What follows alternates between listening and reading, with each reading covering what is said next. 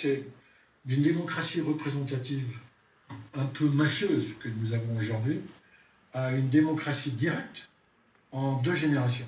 Parce que je considère que les Français ne sont pas prêts pour faire ça. Alors mon programme, que vous verrez d'ailleurs sur la primaire, est assez simple. En fait, je vais commencer par la conclusion. Il faut refaire une constitution. Il faut refaire une constitution comme l'ont fait les Islandais, c'est-à-dire avec vous sur Internet. Donc, je vais partager, je ne sais pas si vous allez le voir, mais je vais partager avec moi sur mon... Non, vous n'allez pas le voir, donc c'est pas grave. Alors, quels sont les grands thèmes que je préconise? D'abord, pour réduire la corruption dans notre pays, il faut revoir un peu tout le système des élus. Un élu n'a qu'un seul mandat, pas plusieurs, d'une durée de 7 ans. Il a interdiction formelle du cumul, et un élu qui est condamné par la justice est inéligible à vie. Donc vous verrez un peu ce que j'ai mis. 10 secondes, 20 minutes. Ah bon, l'administration, c'est pareil, il y a 6 millions de fonctionnaires, il y en a trop. Les élus, 618 000, il y en a trop. Il faut supprimer l'ENA et il faut mettre en place le revenu universel, je pense, pour mettre la France sur les rails de la civilisation du numérique. Et dernier point, naturellement, si on n'a pas de très haut débit, c'est pas la peine de continuer. Voilà, bon courage et bonne chance dans le futur. Merci, Jean-Michel.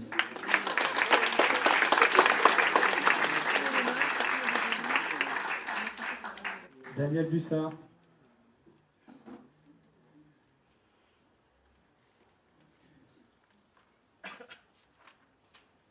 Bonsoir à toutes et à tous. Je suis vraiment très heureux d'être parmi vous. Vous m'entendez? Bon, je recommence. Bon, bonsoir à toutes et à tous. Je m'appelle donc Daniel Bussard. Je suis marié, j'ai 43 ans, j'ai 3 enfants, j'habite Fontainebleau et je suis originaire du Tarn. Alors, je me suis engagé dans cette primaire parce que effectivement, depuis de nombreuses années, j'ai envie effectivement d'agir sur le cours des choses. Mais je ne trouvais pas l'offre politique dans le paysage, dans l'écosystème. Et quand est arrivé effectivement la primaire.org, ça a été pour moi une évidence. Puis voilà, enfin, une offre politique qui va me permettre d'agir sur le cours des choses. Et c'est vrai que c'est une démarche innovante, ne serait-ce que déjà par la technologie, mais aussi parce que derrière, il y a cette idée de remettre au cœur de notre démocratie la participation des habitants. Et donc ça m'a vraiment séduit.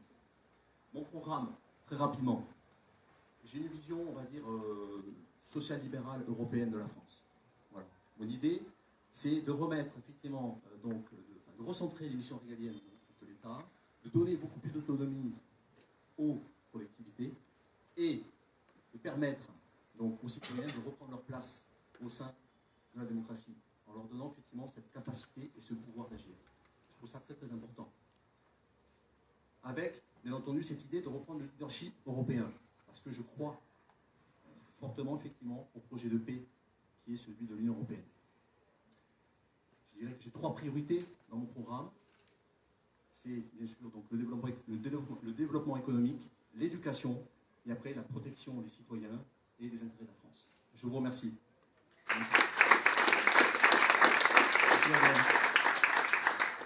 Au candidat, mettez bien le micro sous votre bouche pour qu'on entende bien.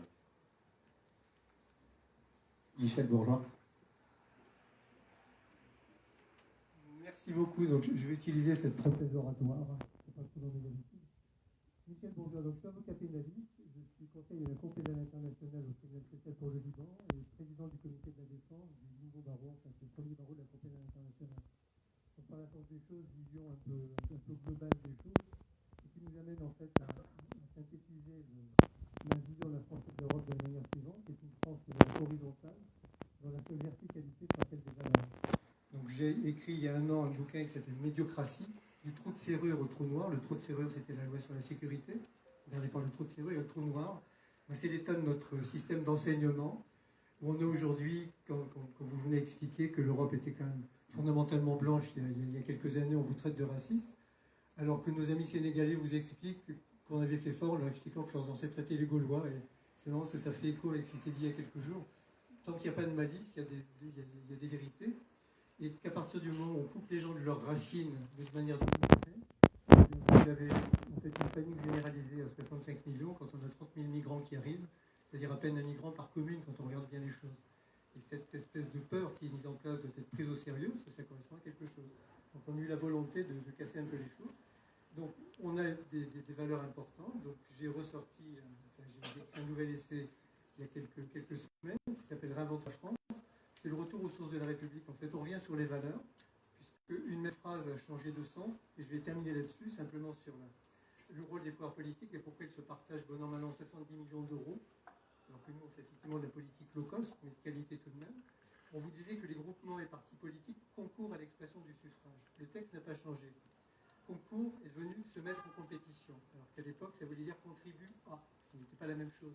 L'expression du suffrage est devenue le vote, donc le vote gagnant, ce qui signifie que les groupements et partis politiques sont les seuls à pouvoir participer en fait à des élections dans la perspective de prendre le pouvoir.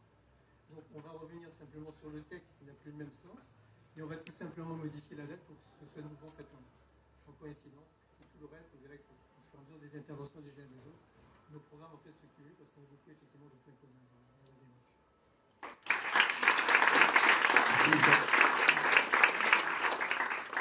Michel a bien commencé, mais il a terminé.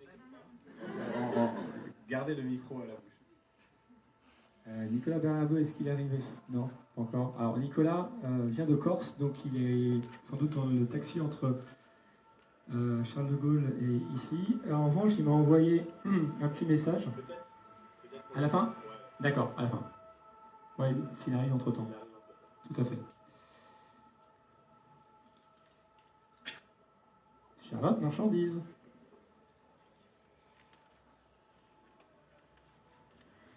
Bonjour à tous, Charlotte Marchandise, j'ai 42 ans, j'habite en Bretagne. Je suis formatrice pour adultes dans le domaine de la santé publique, mais j'ai fait beaucoup d'autres choses. Dans ma vie, j'ai 3 enfants, 2 beaux enfants, puisqu'on en parlait. Et puis surtout, à côté de mon métier, j'ai été élue il y a 2 ans en tant que citoyenne à Rennes aux élections municipales. C'était pas prévu, mais depuis 2 ans, je découvre qu'en fait, sans adhérer à un parti, on peut changer les choses, on peut faire bouger les lignes. Et c'est drôlement intéressant et ça m'a permis de réfléchir au fond, c'est quoi les élus, c'est quoi les différences entre les élus locaux et les élus nationaux. Parce que les petits maires des communes, ils ne gagnent pas grand-chose, ils sont 24 sur 24 et ils ont tout le côté tous pourris. Et ça aussi, je pense que c'est assez dramatique. Si je me suis investie dans la primaire pour la présidentielle 2017, c'est parce que je ne veux plus voter contre le pire. C'est pas possible, je ne peux pas faire ça. Je voudrais voter pour un projet qui porte de l'espoir. Et je me suis engagée parce que je pense qu'on est toutes et tous concernés. Et si on veut choisir demain. C'est ça le sens de ma candidature, c'était aussi, Roxane l'a dit, pour qu'il y ait des femmes en politique, là aussi c'est ma responsabilité d'y aller. Le projet Choisir demain, c'est évidemment un projet collectif, c'est pas un projet présidentiel, c'est un projet qui se cumule. Au cœur de ce que je veux dire ce soir, c'est refonder la démocratie interactive, transparente, conviviale aussi. C'est mettre en place les transitions écologiques mais aussi sociales nécessaires à assurer un futur à nos enfants. Et puis surtout, remettre l'humain au cœur, remettre les gens au cœur, leur bonheur, leur bien-être, leurs conditions de vie, leurs conditions de travail. Il y a des milliers d'initiatives créatives, solidaires, justes, hyper intéressantes, partout sur le territoire. Quand est-ce qu'on généralise? Voilà, donc pour moi, la première point org, c'est passer de moi président à nous présidents, tous ensemble. Merci.